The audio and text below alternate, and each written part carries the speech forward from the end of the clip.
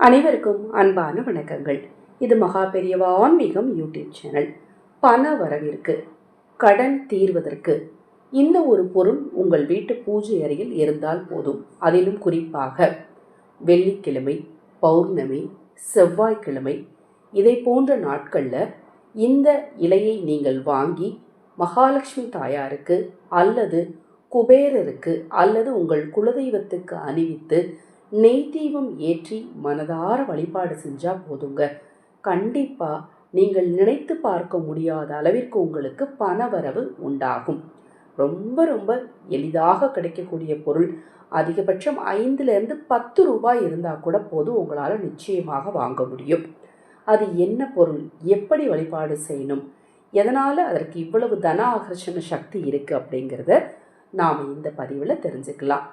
அக்ஷய பாத்திரம் உணவளிக்கும் திட்டத்தின் மூலம் ஆதரவற்ற ஏழை குழந்தைகளுக்கும் முதியவர்களுக்கும் உணவளிக்க விரும்பினாலும், உங்கள் தனிப்பட்ட பிரச்சனைகள் எதுவாக இருந்தாலும் சரி, அந்த பிரச்சனைகளுக்கேற்ற முறையான பரிகாரங்கள் செய்து கொள்ள விரும்பினாலும் 9344692042 இந்த வாட்ஸ்அப் எண்ணுக்கு தொடர்பு கொள்ளுங்க. இப்போ நான் சொல்லக்கூடிய அந்த இலை மறிக்கொழுந்து. இந்த மறிக்கொழுந்தை நீங்கள் எங்கேயும் மறைச்செல்லாம் வைக்கவே முடியாது. எங்கே நீங்கள் வச்சுருந்தாலும் அதனுடைய வாசனை கண்டிப்பாக காட்டி கொடுத்துரும்.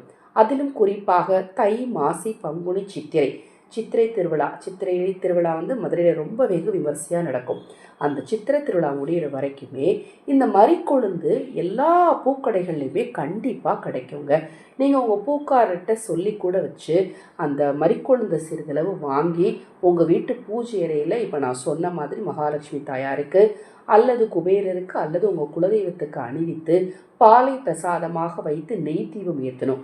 அதிலும் குறிப்பாக அந்தந்த நாளுக்குரிய ஹோரை நேரம் காலை 6 to 7 அல்லது மதியம் 1 to 2 அல்லது இரவு 8 to 9 இந்த நேரத்தில் நீங்கள் மறிக்கொழுந்தை உங்கள் வீட்டு பூஜை அறையில் வச்சு நெய் தீபம் ஏற்றி வழிபாடு செஞ்சீங்க அப்படின்னா தாராளமான பணவரவு உங்களுக்கு நிச்சயமாக ஏற்படுங்க.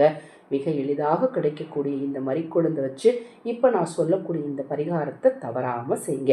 அதே போல் இந்த மறிக்கொழுந்து காய்ந்த பிறகும் நீங்கள் அதை அப்புறப்படுத்தாமல் அந்த மறிக்கொழுந்தை உங்கள் வீட்டுக்குள்ளே நிழலில் காய வச்சு எடுத்து பொடி பண்ணி அதை சாம்பிராணியோடு சேர்த்து அந்த சாம்பிராணியில் வெண்கடுகும் சேர்த்து போட்டிங்க அப்படின்னா தீய சக்திகளின் பாதிப்பு உங்கள் வீட்டில் நிச்சயமாக இருக்காது. இது போன்ற எண்ணற்ற தகவல்களை தெரிந்து கொள்ள நமது சேனலை சப்ஸ்கிரைப் பண்ணிக்கோங்க. ஹரஹர சங்கர, ஜெய ஜெயசங்கர், மகாபெரிவா திருவடிப்பாதம். சரணம் சரணம். நல்லதே நடக்கட்டும்.